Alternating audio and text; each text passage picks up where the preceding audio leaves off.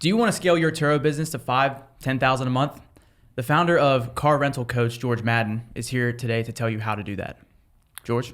What's up, guys? Welcome. Thank you for having me. Dude, thanks for joining us, taking the trip down to the city.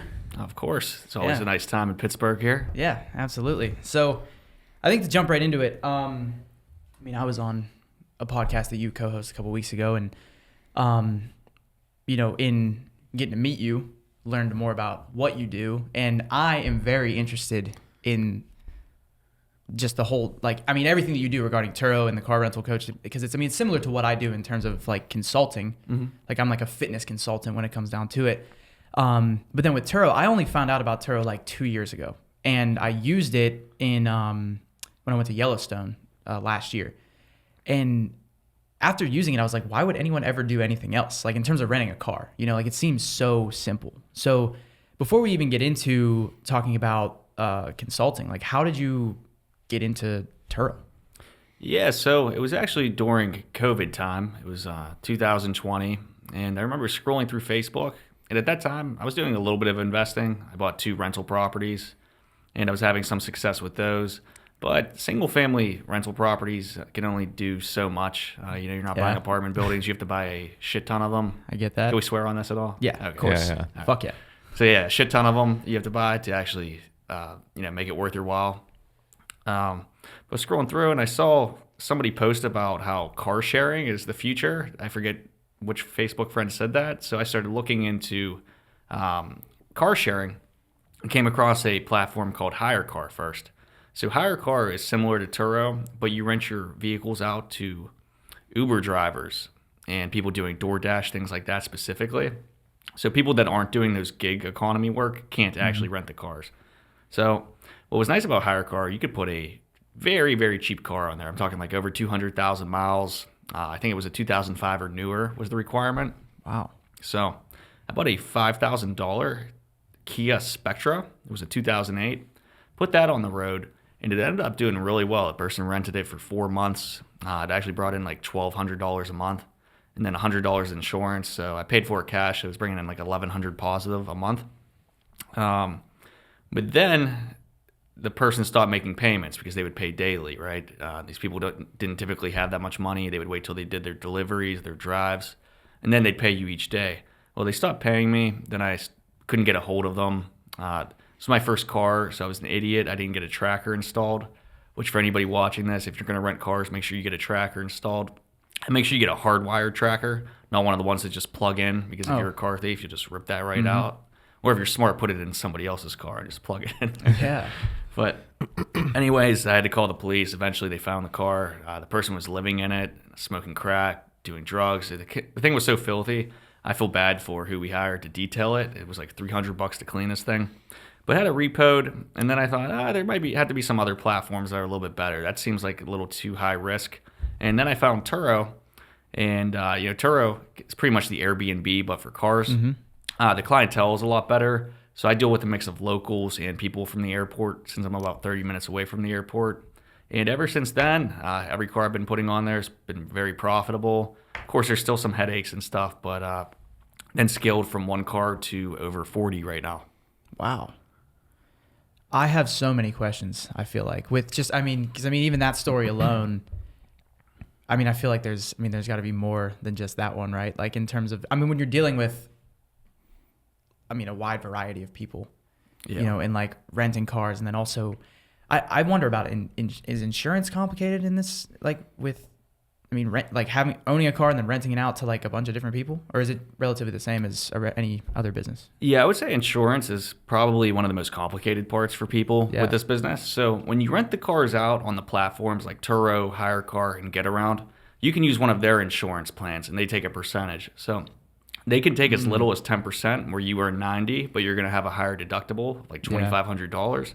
Or you can go to 60-40 where there's no deductible and they'll give you a little bit extra. But then you have to find insurance for when the cars aren't being rented, right? Because a lot of insurance companies won't let you have these cars in your personal name and then have you rent them out on these platforms. And there's 3 big providers with that. But then if you want to get into private rentals, that's a whole other thing where you're going to need commercial insurance. You're going to need an actual business address and a few other parts of it. So, wow. It's one thing we really help people with is navigating insurance. Yeah. I mean, that's the lots of details, minute details, I feel like. So, yeah. How did you find Turo then? So like if you were looking, like how did you end up finding it? Because I know why that I found it, and it kind of relates to a question on exactly like users that you have. How did you find it? I was in the Bahamas, and I met a dude and his girlfriend he actually was a client of mine for like 2 years, and we were just talking. I mean, like these resorts in the Bahamas, like there's like one other person my age there, yeah. And so like the whole time we just kicked it, like we're just drinking pina coladas in the pool, and we're just talking, just telling fucking stories and shit. And he was like, oh yeah, like I went to Arizona. I got like this sick like Jeep Trailhawk, and I got it from Turo. And I was like, I don't know what that is. And then he told me about it. And then I've used it twice. Like I used it in Charleston. I got a Mercedes, and then I used it in Wyoming, and I had a 2024 Grand Cherokee. Yeah, yeah. Oh, so I was in the same boat where like my friend told me about it and said, yeah, I rented a really sick car. And I was like, well, like, how do you do that with Enterprise or whatever? He's like, well, I didn't do it through there. And so the only reason I looked into Turo, signed up into the whole deal, was because I'm like, all right, what kind of crazy cars can I rent on a vacation? Because I wanted a Tesla once. I wanted a convertible once, just because I was like on the beach.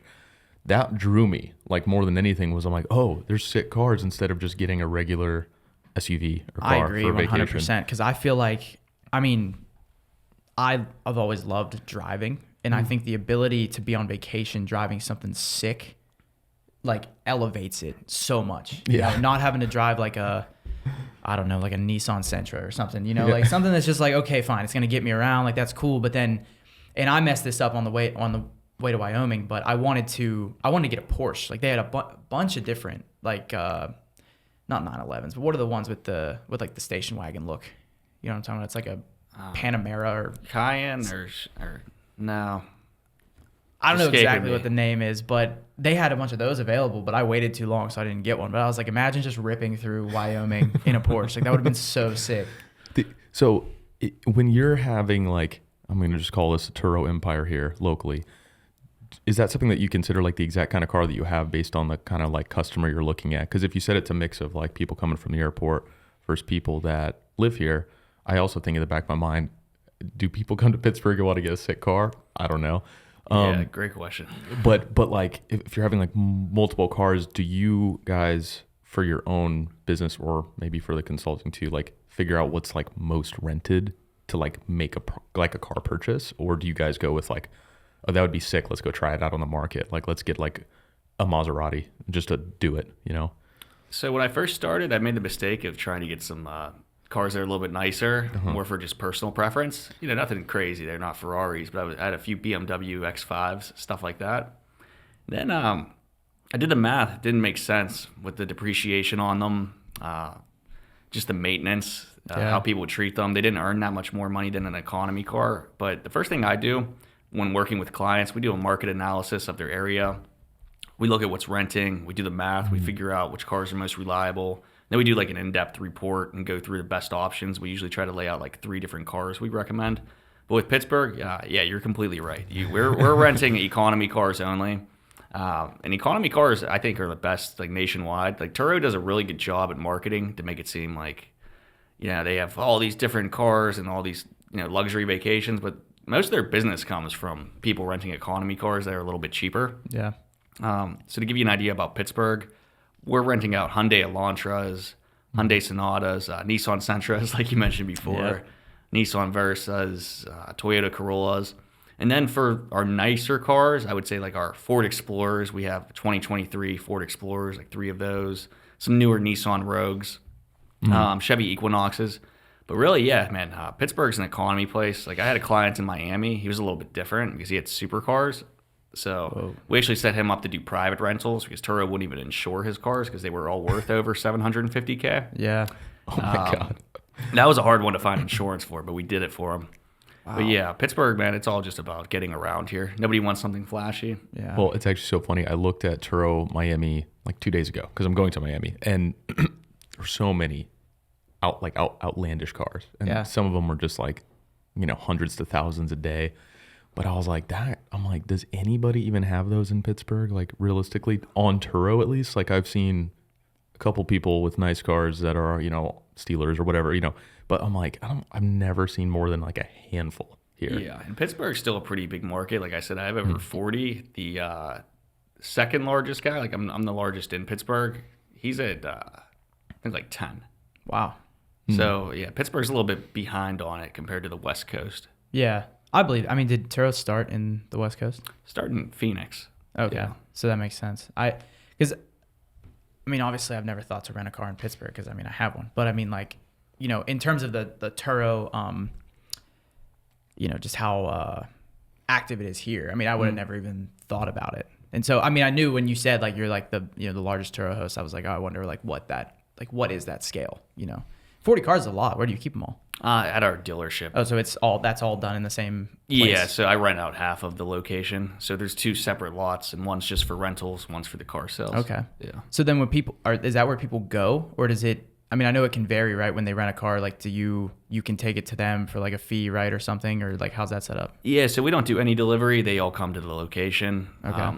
So the thing with delivery with it, you could charge them up to like $125, but then you're spending, you have an employee you're paying to go take the car. Usually it's going to be to the airport. Flights are kind of unpredictable. You don't know when they're going to get there, so you might send somebody out for some time. Yeah.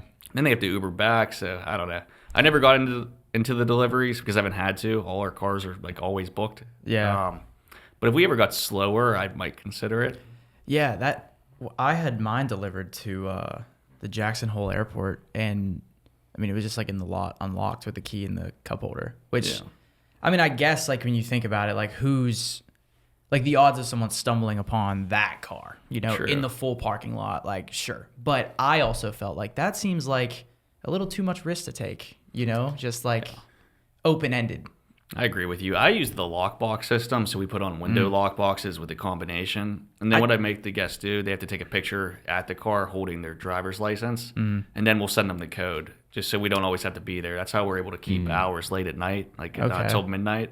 Is that automated, that whole process? Yeah, I have automated messages that go out and check them all in. The only thing we have to do physically is look at the license once they send it and then send the code.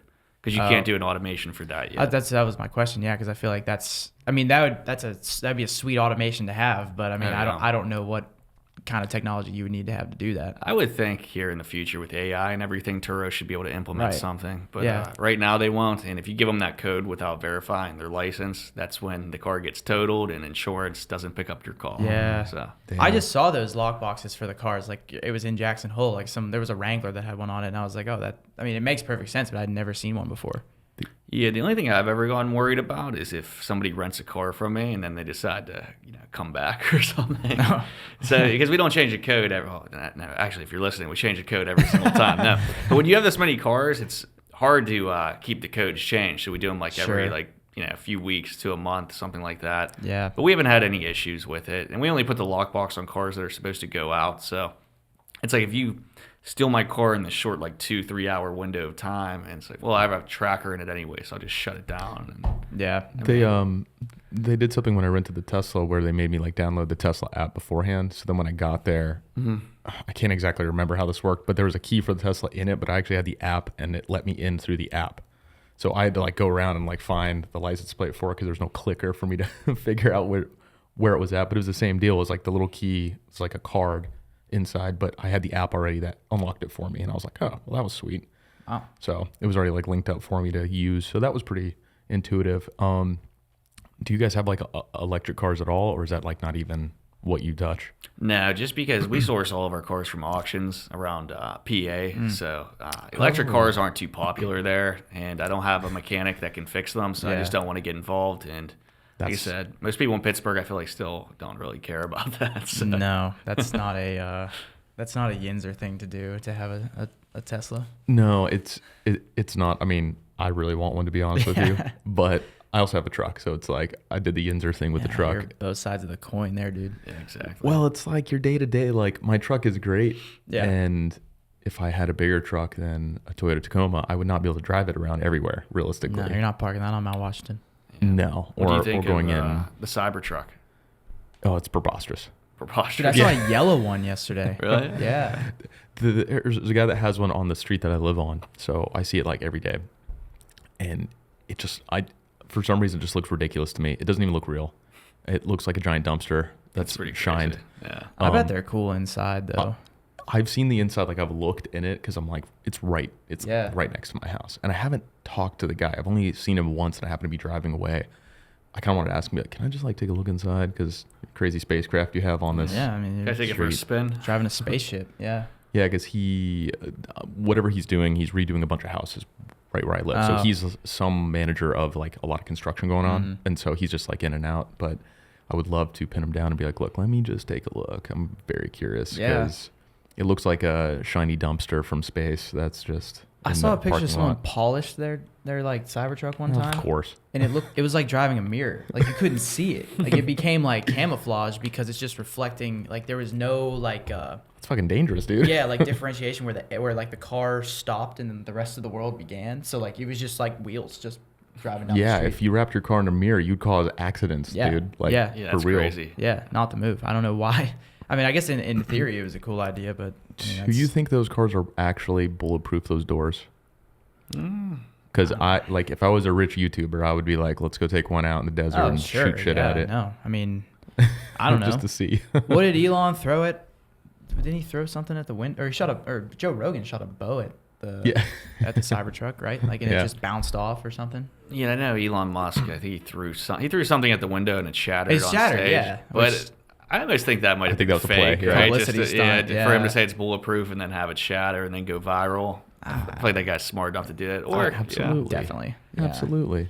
Yeah. So, all right. So your Turo business specifically, that was in 2020, and then I mean you still have that now. So then when does the car rental coach begin?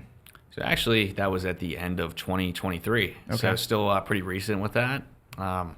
So I saw another guy on Facebook, right? He was advertising that he rents cars for other people. And he was at the Pittsburgh airport doing it. And I thought, this guy looks like he might be a competitor here in the future. So I called him up from his ad, and I just invited him to the dealership just to, say, let's collab. But honestly, I kind of wanted to flex. I wanted to fill him out kind of to see where he's trying to take it, to see if I should move my cars to the airport before he gets big or something.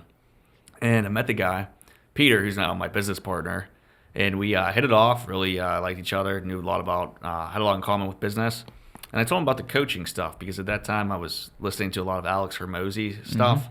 And, he talks about the vehicle you're in, right, and the opportunities you have. And I realized, my skill set's not just renting cars. The skill set is showing other people how to do it. Because at this time I had, my wife's brother, my father-in-law's friends, all these people were like, hey, can you show me how to get a Turo car? And I'd helped 5 people for free. And then I was like, man, I should be getting paid for this. This is a lot of work. Yeah. And they're all making money and they're happy. So my partner had a background with building funnels, building systems and sales teams. So we partnered up on it, along with my sister who handles the YouTube content where we bring in a lot of our clients too. And then we formed Car Rental Coach. And after a few months, it really started taking off. So wow. We have paid ads now on Meta. We do Facebook, Instagram, and then YouTube's our main driving force right now.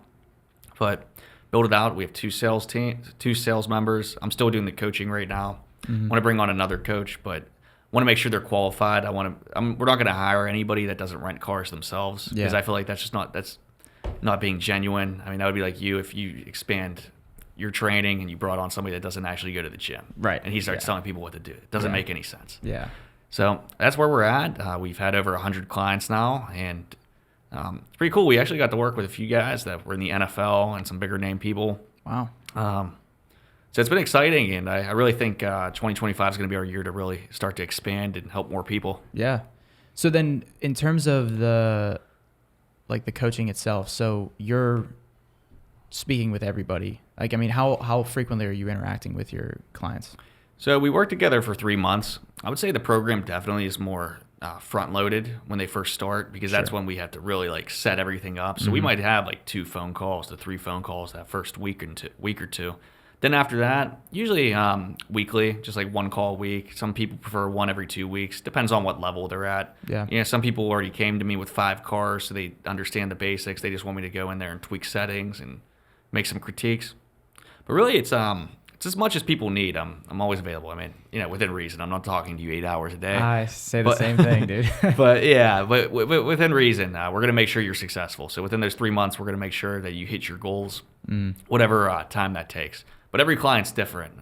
Sure. No, Ryan Serhant, I was reading his book, and he was talking about with real estate how each one of his leads is like a juggling ball. Some they come down a little slower than others. You just got to know which one to catch, which client to service at the time. Yep. And that's the key to handling many people at once, but still providing good service. Yeah. What's your what's your ideal client? So let's say you're coming in and okay, like I own one car and it's my primary car for work. Do I need to come to you already having like another vehicle ready and it's just one? And I'm like, hey, I have a vehicle, an extra one, it's paid off.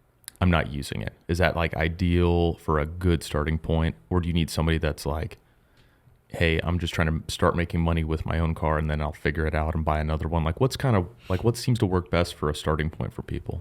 The people I like to work with the most are people that have at least one car to start renting, even if it is a personal car, but it's just they can't need that personal car every single day. So we can experiment. Because the number one challenge I've seen people having is getting their first car. And I've helped a lot of people since we helped source the cars and then ship them nationwide. So I don't mind doing that as long as the person has good credit and they're able to afford the car. The only clients that have not been successful and that I've refunded are people that, come to me, they say they have enough money to buy a car, they sign up for the program already, but then when we go to help them find a car, they have no money for a down payment and they have a bad credit score. So I can't help you start a car rental business if you can't get a car. Yeah. And at that point I just refund them. So that's why we vet everybody before we even take them in. They fill out a survey. If your credit's really bad and you have no cash saved, then this isn't the business that you should be starting. You need to take a credit repair course. You need to save up a few $1,000s and then come talk to us. But I can't make miracles happen with it. You have to be able to afford a car to rent a car. That seems kind of crazy to have the conversation with you first and sign up to for consulting first before having all that stuff in place. Yeah, it's more common than you would think too. And what's crazy about it, the people with the least amount of money and the worst credit are always the ones that have the highest expectations of where they want to be in a year. Yeah. So I'm hey man, where do you see this in a year? He's like, I think I want 200 cars. And I'm wow, man. And then the people that pay the full price and then they buy 3 cars from me. So maybe they even invest $15,000 to start. They're always like, I'd like to get 2 on the road here in the first 3 months. And I'm like, okay, that's very reasonable. You can actually do more than that. But the easiest clients to work with are honestly the ones that spend the most. Sure. And they're always the most successful too. It's just how it normally is. Gotta be willing to spend for sure. Actually invest. So in terms of because I mean this stems from maybe a real estate question, but I feel like it maybe is the same thing. But so you said having a car in your name, is there is the move with that an LLC and can you put cars under an LLC? I don't even know if you can do that. Yeah, so you can put the cars under an LLC. All of my vehicles are under an LLC, and if they are in your personal name, you can still transfer them to that. The reason to do that, mostly, you have protection for liability to a certain extent, as long as they can't poke the corporate veil. Right. But then on top of that, it helps when you start to expand your fleet and you want to get financing, because then you can get business loans to purchase more cars. Another major thing is SBA loans. Once you're in business for 2 years, having them in the LLC really helps. And you're only allowed to finance, I think it's 5 cars under your personal name before banks won't give you any. So definitely recommend putting them in the LLC. But if you have one in your personal name and it's something you just want to start with, I would still do that without paying to get an LLC. See if you like it first. Sure. Rent the car, see how it does, because you can still get insurance and you can still do it, and it's still completely legal to rent them like that on Turo. It's just not setting you up for long-term success. Yeah. So then when cars are underneath an LLC, are they considered is it just automatically considered a fleet? I think to be a fleet, it has to be over 5. Okay. And with the government, with taxes and stuff. Okay. Yeah. And so then with that, in terms of acquiring the car, is it with like with real estate, like when you're living in a house, right, like you can qualify for like 3.5% down, you know, but when you're buying an investment property outright, you have to have a 20% down payment. Like, is there a difference when you're buying a car that's going to go under an LLC versus being a personal use vehicle? Yeah, you're usually going to be able to get better rates if you know how to navigate the car markets. You can work with dealerships directly when you're buying fleets. So if you go to Nissan, you can actually sometimes avoid even paying sales tax and different things if you work with them correctly when buying fleets. Another thing, you can get interest-free credit cards. Nobody ever talks about that. That's how I help a lot of my clients. I know certain cards at certain banks that we work with, they give out pretty nice amounts. Just yesterday, we got one of our clients a $15,000 credit card that was interest-free for 12 months. He's going to use that to buy the car. Plus, he gets $1,000 cash back. So it's like getting the car for $1,000 off. Yeah. And then you pay off the credit card before it's due, so you use the bank's money. I mean, obviously everybody has different risk tolerances, Sure. but when I started, I took $50,000 in interest-free credit cards out. Wow. And bought cars, paid them all off, and then got the equity in those cars. Yeah. And then loans, like I said, there's a lot of different creative ways, but having the LLC definitely opens you up for better rates when purchasing cars. What what place do you think, like, have you guys done like business analysis on like America and be like, where's the next bigger place that these start? Like Pittsburgh has a certain kind of market, like we talked about. Is there other cities that are like, I guess you would say kind of untapped markets? So if we have somebody hearing this from somewhere else in the US and they're like, oh man, like I've thought about this because I never have seen anybody doing this with 40 cars where you are at. Where do you think is another city or place that is seemingly a little bit untouched?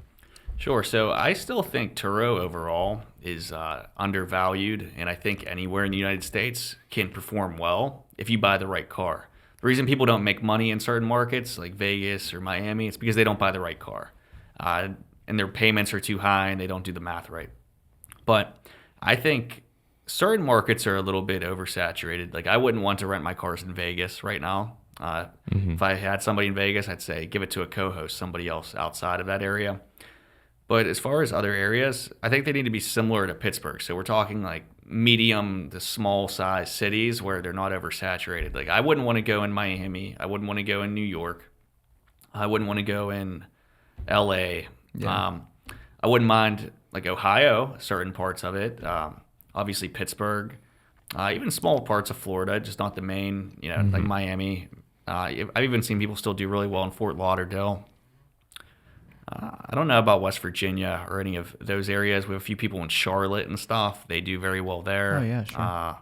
Louisiana, Yeah. actually, does very well. I have a few clients. Really? Yeah.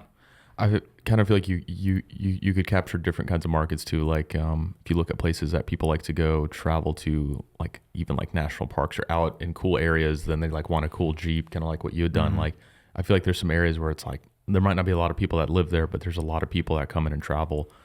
Montana's full of Montana, Idaho are full of people like rich Californians. And I can say that because I'm from California, but I'm not rich.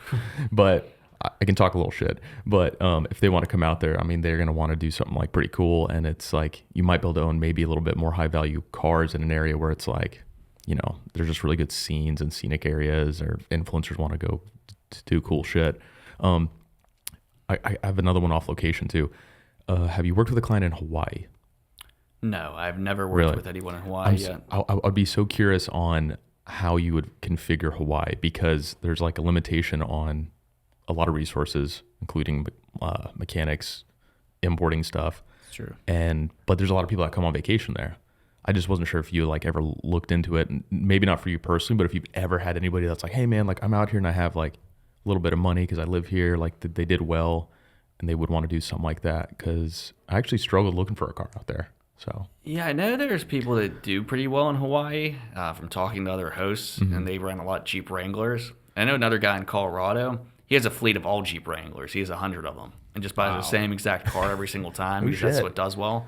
But yeah, Hawaii would be interesting. I probably wouldn't want to ship somebody a car to Hawaii. I don't think I could make them much money doing that. I don't know if I could get the prices low enough to make that make sense. Yeah, I think the expense would be incredibly high. Probably has to. I guarantee it's over $3,000 to put a car there. How Maybe about more. how about other countries? Is there Turo in other countries? Because I've never actually looked. Yeah, Maybe so I we did. had one client in Canada, but that's as far as we've gone so far. Okay. But I believe they are in Europe too. Mm-hmm. But definitely more prevalent here in the States right now. Right. Okay. Interesting. Yeah. I feel like I had another question about the LLC thing, but it's gone.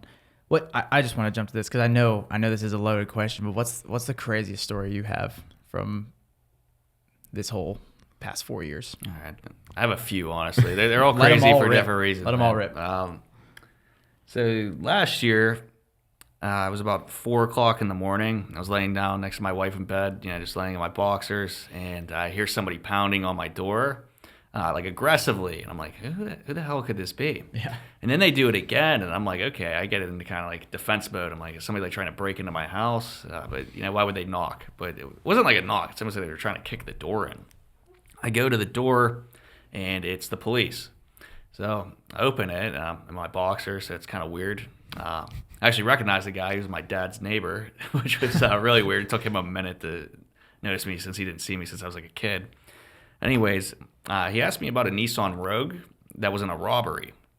And he gave me the license plate. I'm like, yeah, that's my car. And then he's like, where were you there? And I'm like, hey, man, I have a rental car company. My LLC is registered to my house, so I guess that's how they came to my house and found it. They showed me video. The guy took the Nissan Rogue. He wrapped around a chain to one of the outdoor ATMs, and he ripped it right out of the wall and loaded it in the back of the Nissan Rogue.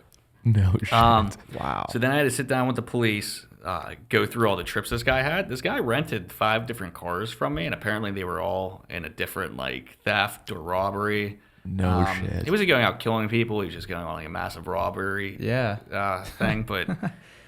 But what's crazy about it, every time this guy returned the cars, they were in perfect condition. He swept them out better than anybody I've ever had. I was like, wow, I couldn't believe this car was even in this situation because he was a great guest. I gave him all 5 stars. They forced me to call Turo though, and then they had to do a police report. And what was helpful, hopefully this guy's not listening to this, but since the GPS trackers, they have history in them, so I was able to show the police where the car was the last 72 hours, and it shows all stops and everything like that.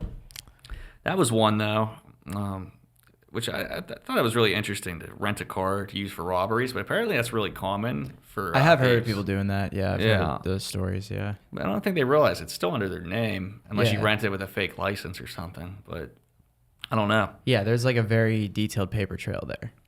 Yeah. Then just recently, this was about 2 months ago, we had a car that was in a shooting, they said. And we had to go to the tow yard, which I hate doing that, man. Go into McGann and Chester's, all these places. They're not the most fun people to deal with. Oh, I doubt. I've never experienced that myself, but I wouldn't want to be in that situation. Yeah, the tow yards are interesting. They're all pretty grimy, a little sleazy. They're all trying to charge you as much as possible to get your car out. Yeah. That's a crazy industry. But good. They won't tell you anything about the car until you go to see it because they're too lazy to go walk. Maybe send you a picture. They don't care. But anyways, go to it, and there was a bullet hole in the seat and blood all on the driver's seat. And apparently, police shot this guy in the head that was in my car. Oh, holy shit, dude. Seats were covered in blood, and it's crazy. Turo wouldn't total it, so we just had to get the seat replaced, even though it was human waste technically. But I didn't have a guy working at that time, so I just grabbed a towel. I threw it over the seats. And the blood was all dry. I covered it. And I got in and I just drove it back because I'm not paying another $400 to get this thing towed right now. Oh my god. That's like some shit out of Pulp Fiction, dude. Yeah. Jesus, bro. That's pretty gross. But then we just but if you know how to navigate insurance, there's a lot of money in this business because I got a new seat, a refurbished one for $200. It was $300 to install it. Yeah. I got a $3,000 insurance check from it. Oh. So, but I wanted a little bit more for that, honestly. How they said the human blood. Yeah, emotional That distress. claim. Yeah. To claim there's trauma, you're having to clean out a body part, That was another one. This one's interesting. So if you guys ever rent a car and somebody leaves fentanyl in it, that they'll actually total it for that because they said that was a biohazard because if somebody touched it, they could die. Because I guess it can get absorbed through your skin. So we had somebody, the car was loaded with fentanyl. And we had to call the police, file a report. Then they actually totaled it out even though there was nothing mechanically wrong with this thing.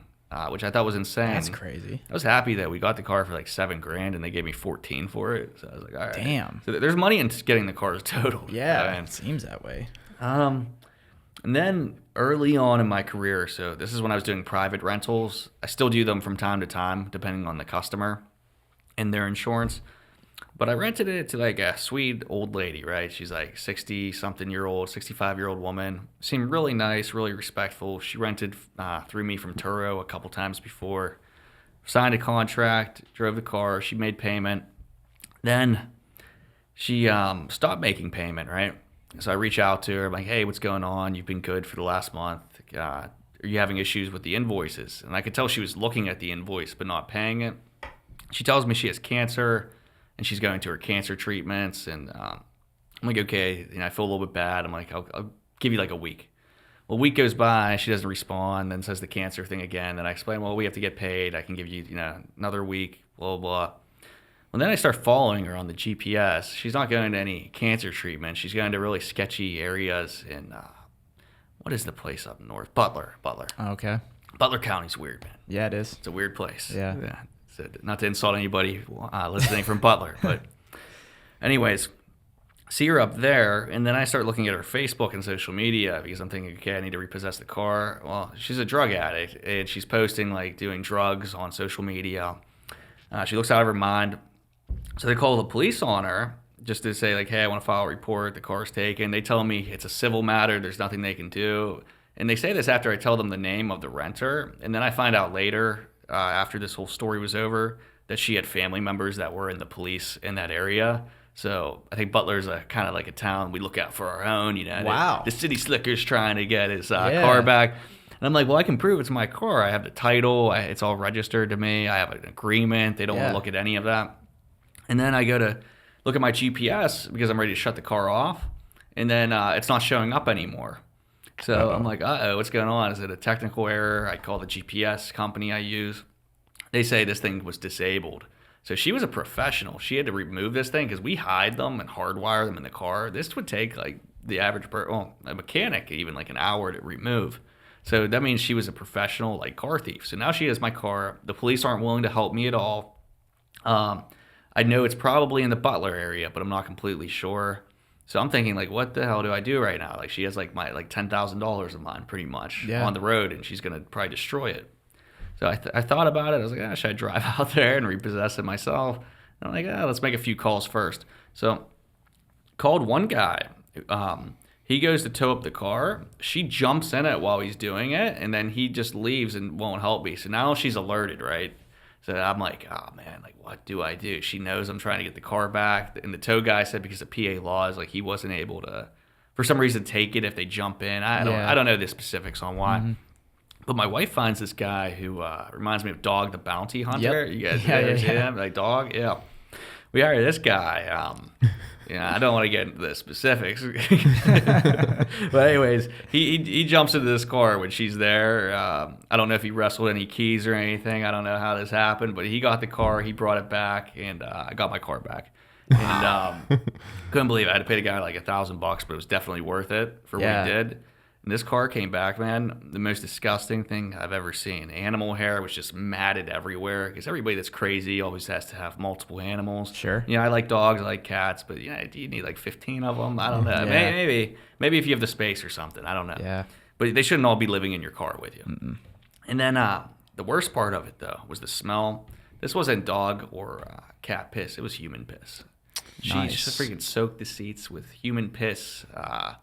And this car was messed up mechanically too, so we ended up getting it totaled. But that was the most disgusting thing I've ever seen. Probably because she saw you coming, she started marking her territory. Probably did. Yeah, she had to spray it up. Holy shit, dude! Wow, driving around like that. Roller coaster.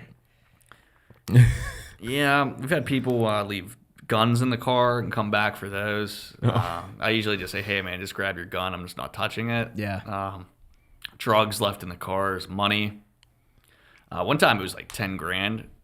So we actually called the police on it. I was very tempted, right? I was like, it's 10G. Yeah. But then the guy kept texting me, harassing me, like drug dealer, and I just had the police involved. I didn't want to handle any of it.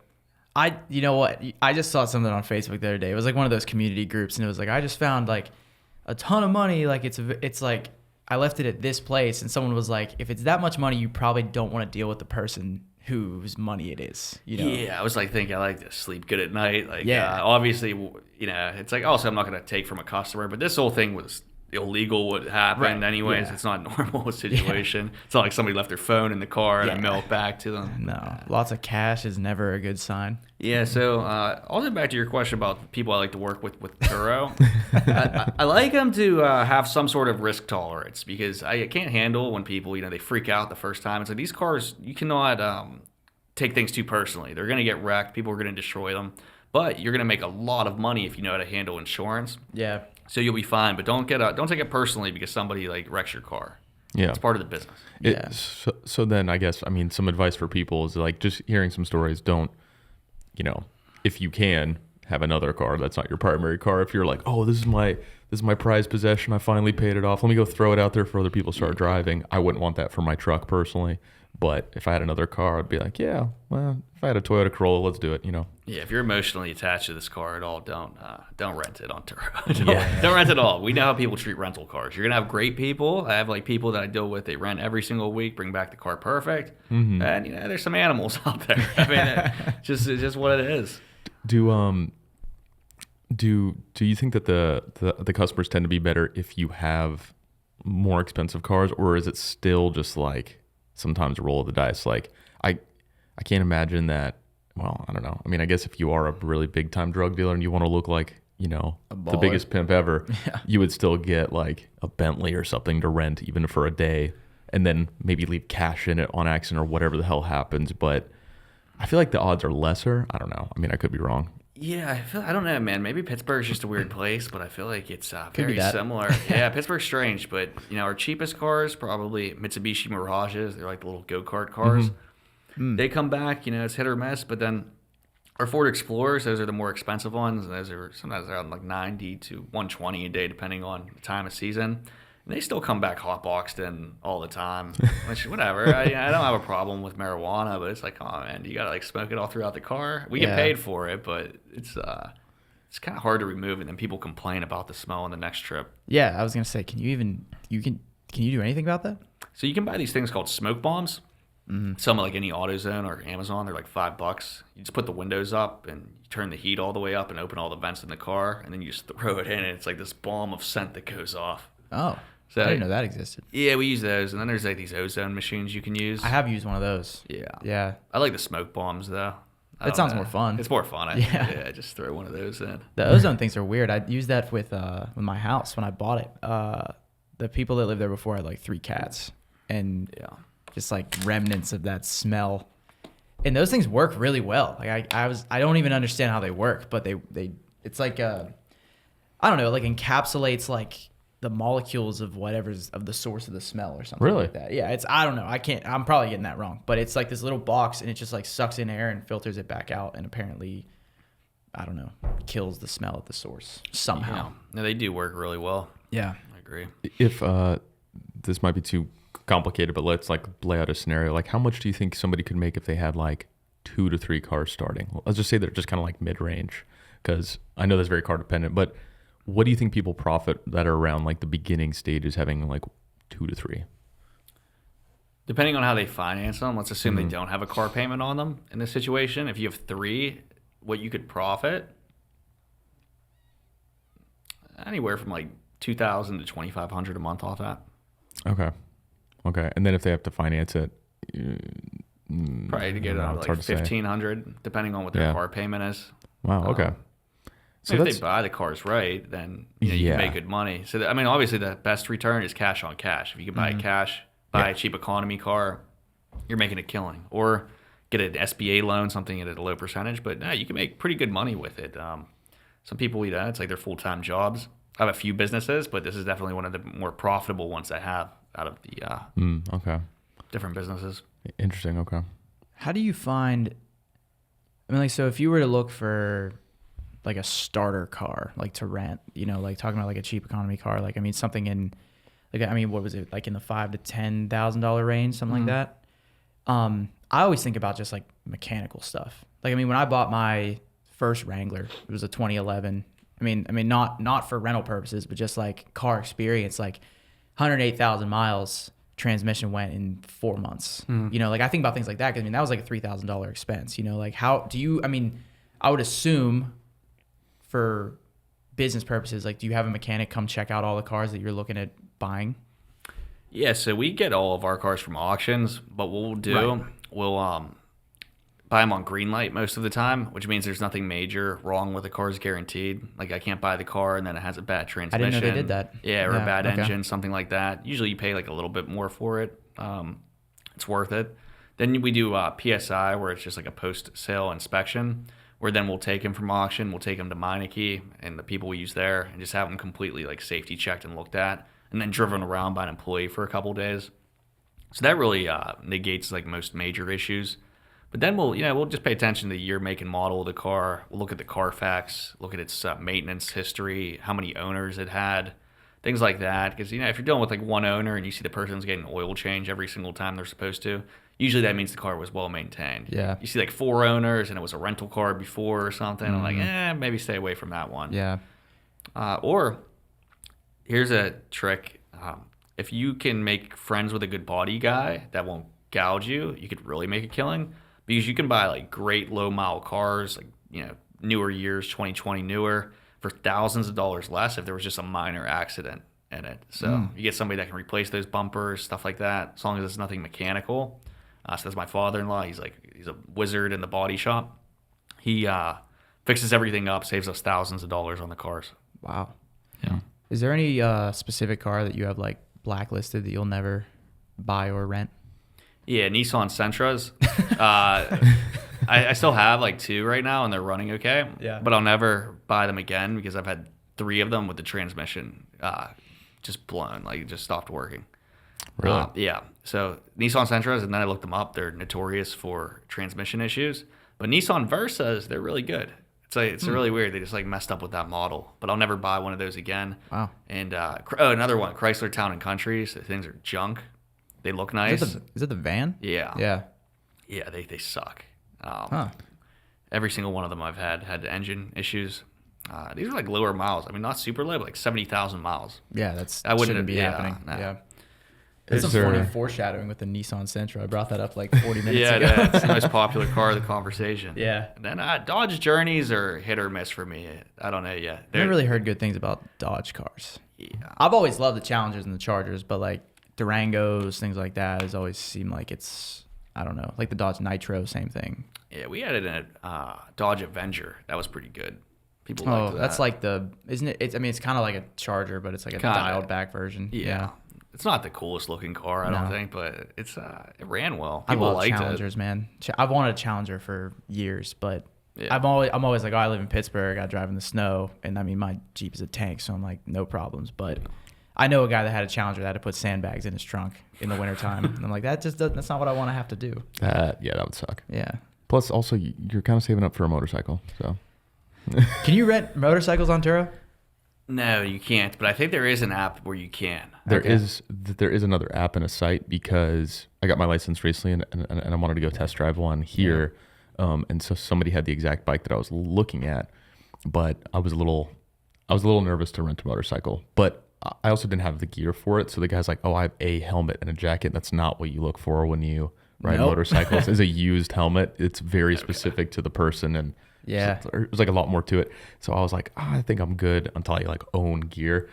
But they do have that. I was actually wondering if they had it on Turo though for motorcycles. I figured they didn't. I've never seen it. In but Europe, I bet they do. they might. I Yeah. can More see common it. to get a motorcycle in Europe, I would think. Yeah, you get like mopeds and Maybe not a motorcycles Harley. and Yeah. stuff. Yeah, you won't get cruisers very frequently, but they do have them. Yeah. Yeah, when Yeah. I was in Barcelona, I thought they drove pretty nuts over there. Oh, They're it's wild. Everybody just like going in and out of traffic. It was pretty Yeah. insane. I was on a bicycle and I almost got hit like 3 times. Oh, yeah. I mean, we were also probably drinking and being on Yeah. the bicycle. So that's right. Wired on Yeah, espresso not that and smart. wine. Yeah. No, Portugal is the same way. I mean, in this like the city center of Porto, it's all brick roads and it's tight.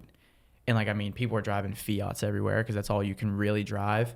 And I remember thinking to myself, I'm like, I haven't seen a Jeep Wrangler yet. I was there for a month. And then I walked outside the city where it becomes more of like a normal looking city. And then I saw one. And it was like actually lifted big tires. And I was like, you're not driving that anywhere within the middle of the city. You know, like it's just not going to happen. So Yeah, I mean, they definitely drive pretty wild. But, I mean, if I was driving like a Miata all the time, like I'd be whipping the shit out of that too. Yeah, that'd be kind of fun, right? It would be fun, yeah. Do you have like a go-to car that's like a good one to buy? Since we talked about the worst, is there one that's like, this has been like the best consistently at least? Yeah, so there's I'll give you like 5 ones that I'd recommend for anybody starting out. And honestly, in almost like any market, these are going to perform well. Hyundai Sonatas, Hyundai Elantras, Kia Souls. Surprisingly, people love Kia Souls. They're fun to drive. Yeah, I actually don't mind them when I drive them around. Kia Fortes. Then I'd say that's like a toss-up between a couple, but Nissan Rogues. Okay. Mm-hmm. Okay. The Rogues have been really good too. But on the cheaper end of them, though, Hyundai Elantra, that would be probably my number one pick for something that you could get for like under 10 grand. Okay. Maybe even under 8. So, and I know this is like kind of the same question you just asked, but I mean, are people, like, I mean, say you spend, like $8 grand on a Hyundai Elantra, like, are people profiting like right away, or is there like a couple months where like, you're covering the startup costs or things like that? So let's say if you bought a Hyundai Elantra for $8,000 out the door, people are making positive cash flow the first month. I mean, you have to recoup your investment, but remember, you can always sell. Since we're buying used cars that are already heavily depreciated, the car's not really dropping in much value. We're already getting them at the peak of that depreciation curve. So really, you put the car on there, and if you have the settings optimized right, which a lot of people, they mess up, they don't know how to make a listing look attractive, and I wouldn't say it's overly complicated, but it's also simple to me because I've been doing it for 4 years. Sure. But you put it on there, you're going to make $800 to $1,200 a month. Your insurance is only, if you get the right carrier, should only be around $100 a month. Your tracker, that's about $15 a month. So we're talking $115. You're going to want to get a car wash subscription. That's another $15 to $20. So let's say $130. And other expenses, I mean, if you're doing it yourself and cleaning and stuff, there's really, I mean, you vac it out and stuff. Yeah. So yeah, I mean, you could bring in from like $800 to $1,200 with $130 in expenses if you buy the car cash. It's not bad, especially right away. Yeah. And then, I mean, it's nice because if you're starting a business and you learn about the write-offs and tax incentives later, I'm sure there's a lot with owning a vehicle that you can expense. I mean, I know we haven't talked about all of them. I've never expensed any vehicle stuff for like a business that I've had in the past, except for like mileage. But I guess that could cover quite a lot of things. Like, is there some other hidden things that are expense-wise that are like benefits to a new owner and business person? Yeah, so I'm not sure what the tax law is going to be for next year, but Trump's law for accelerated depreciation was still in effect for this tax season, which I'm sure he's still going to be doing that since he got reelected now. But you can do accelerated depreciation right up to 80% of the vehicle in that first year you buy it.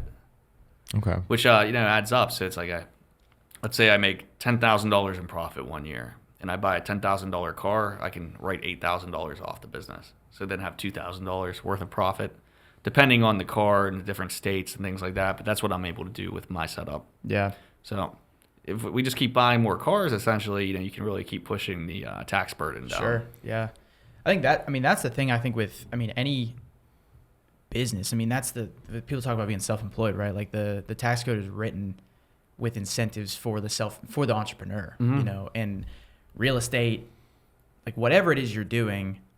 It's also hard to I think initially learn all that stuff because the tax code is incredibly complicated. But the amount of things that you can do that most people just don't think about and don't take the time to learn that can greatly benefit you in the long run is there's just so many things that just people don't know about. Oh yeah, I agree completely. I recommend anybody once you start making money, because it's it doesn't really matter if you're not making any money yet, right? First you have to learn a skill, then you have to start making money, then find a good CPA, and then just sit down, pay them whatever, the $500 or whatever it is for an hour. Yeah. Have them give you the advice, set it up, because it's going to save you thousands in the long run. So for sure, 100%.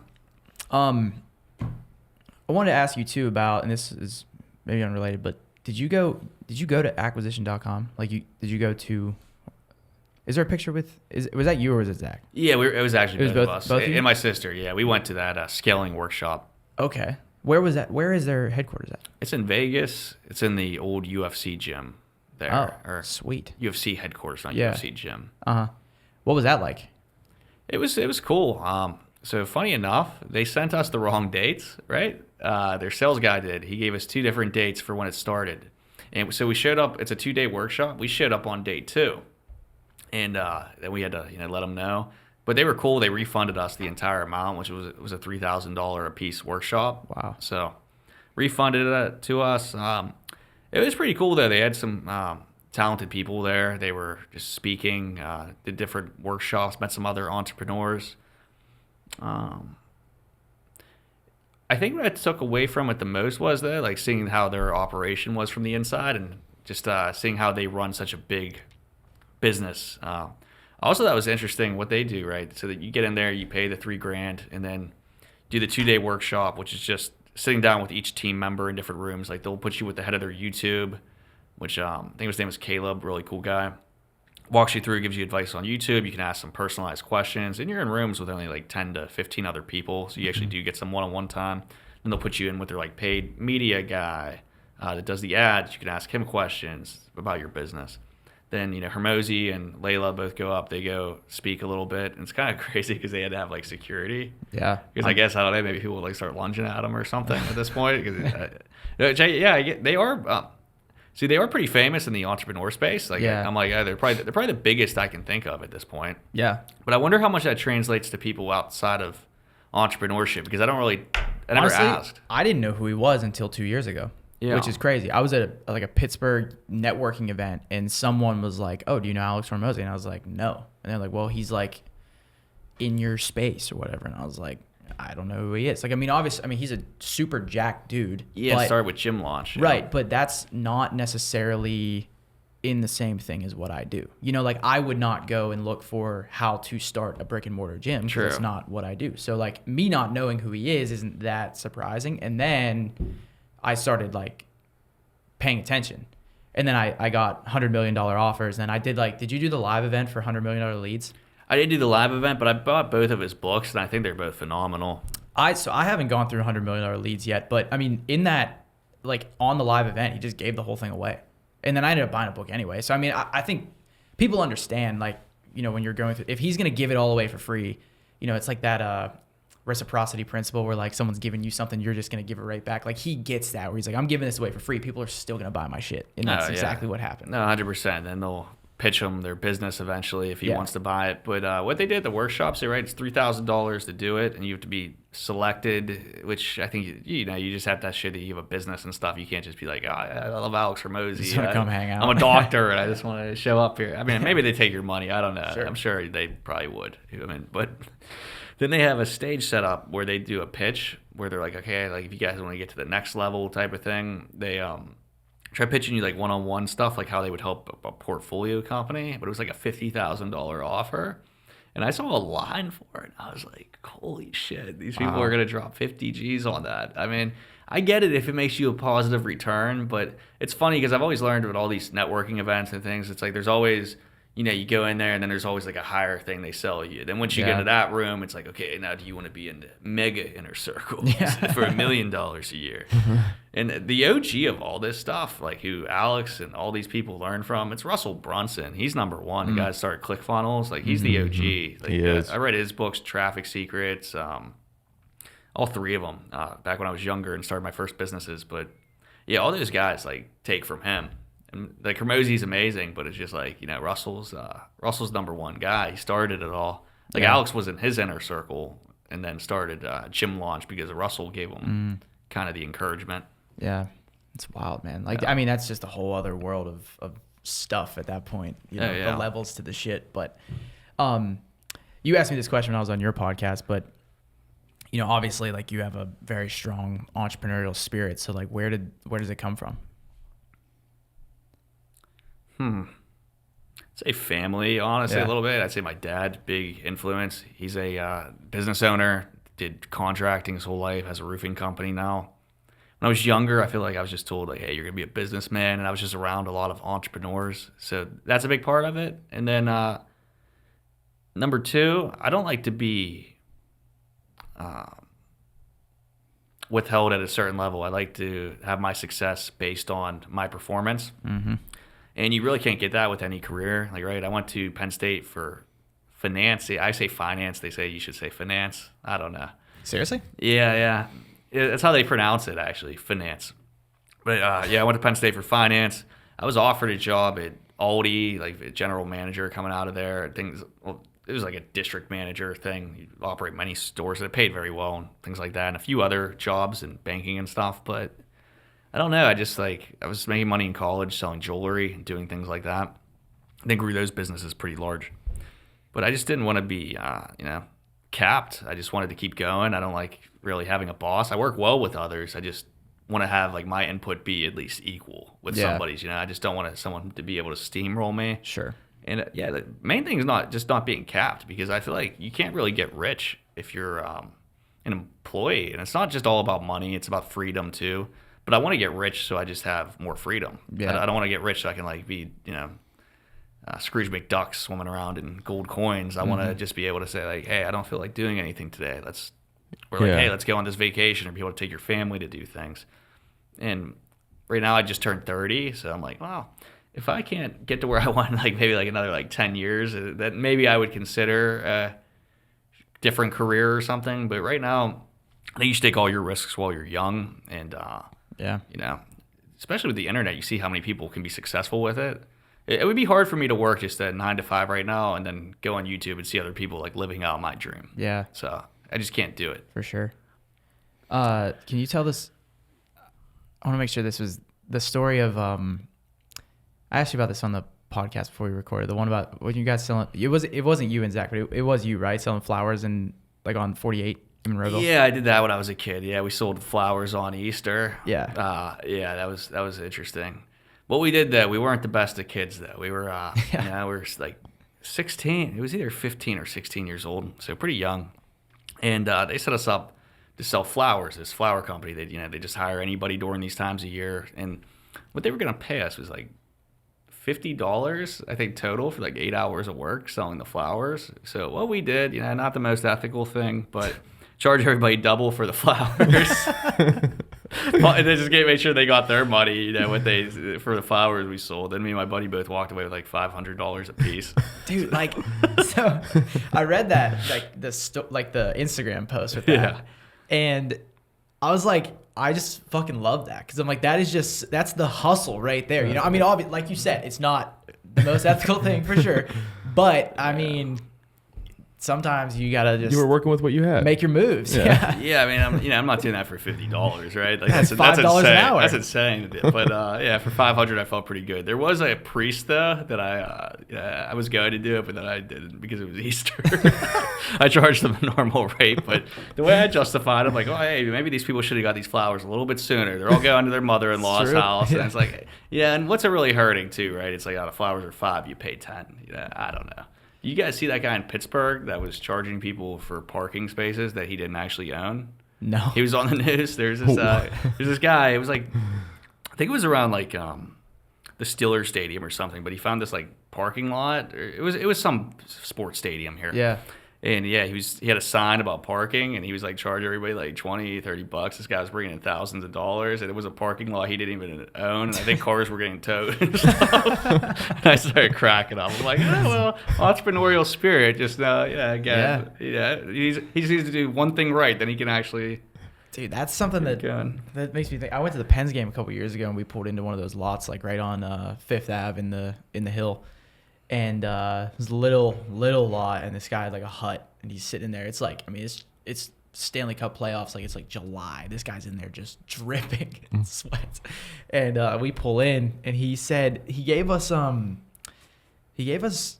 40s, like as we paid for parking. Okay. Yeah, like St. Ides like malt liquor. Like I've never even seen this shit before, and it was hot, dude. Like the can was steaming because he's just sitting there in the summer. Like he has no refrigeration, and then he gave us the like.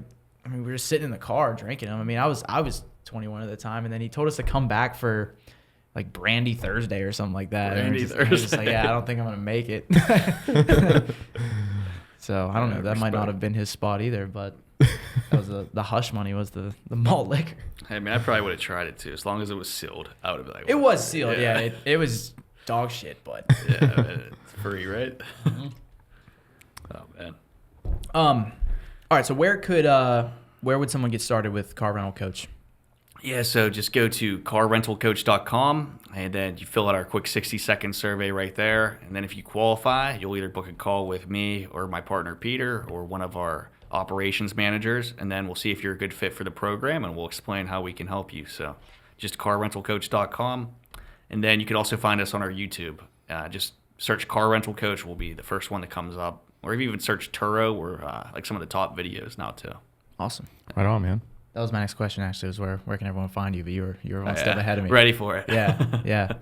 Awesome, dude. I mean, this was super informative. I mean, especially, from like I said, like a business that I was aware of, but knowing nothing about the inner workings of it, like I feel like I now have much more information than I had before we started. So I appreciate it. Yeah. Super interesting. Thank you guys for having me. Yeah, absolutely. If you made it this far, thanks for listening, and be sure to check out our previous episodes of the Above Average Podcast. More episodes to come through 2025, and we'll see you on the next one. Check these guys out.